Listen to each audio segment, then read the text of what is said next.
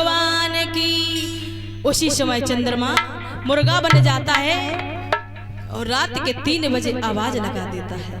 आवाज लगाई है तो गौतम ऋषि ने समझा कि सुबह हो गया है।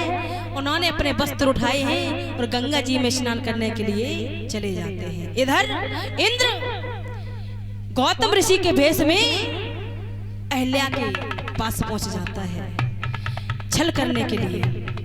इधर जैसे ही गौतम ऋषि ने गंगा जी में पैर डुबोया तो गंगा मैया कहने लगी, गौतम तुमने मुझे अंधेरे में जगा दिया। तो जब गंगा जी ने देखा कि गौतम इतने समय यहाँ पे, उसी समय गंगा मैया ने गौतम ऋषि से कहा है, गौतम तुम नहीं जानते हो तुम्हारे घर पे छल हो रहा है। तो क्या बोली है गंगा जी? अरे तू आया क्यों घर से, तेरे घर पे वो आया एक छोर आया, मैं उसे घर छोड़ आया।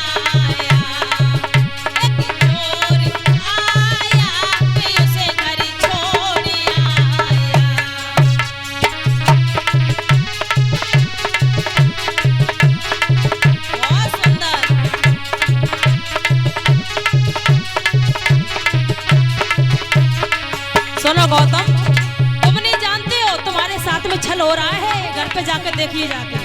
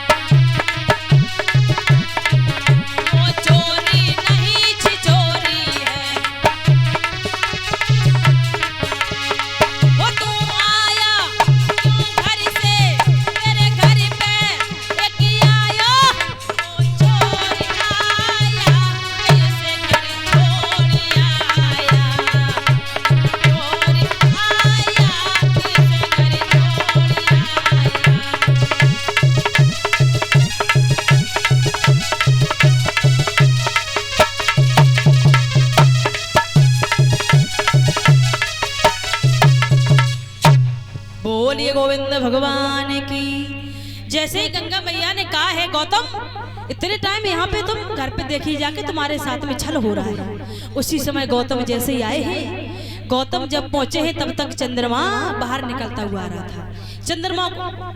चंद्रमा नहीं, इंद्रदेव, देवराज इंद्र गौतम ऋषि के भेष में थे, बाहर निकलते हुए आ रहे थे। जैसे ही गौतम ऋषि ने देखा, समझ जाते हैं इसका मतलब हमारे साथ छल हुआ है। उसी समय अहिल्या को गौतम ऋषि ने श्राप दे दिया कि इसी वक्त तू पत्थर की बन जा। उसी समय से बेटा ये पत्थर की शिला बनी हुई पड़ी है। अगर आप इनको चाहो तो उद्धार कर सकते हो। उसी समय भगवान कन्हैया ने अहिल्या को उद्धार किया है। अहिल्या सुंदर रूप में उठ के बैठ जाते हैं। आगे बढ़े हैं तो पहुंच जाते हैं जनक के फूल बाग में।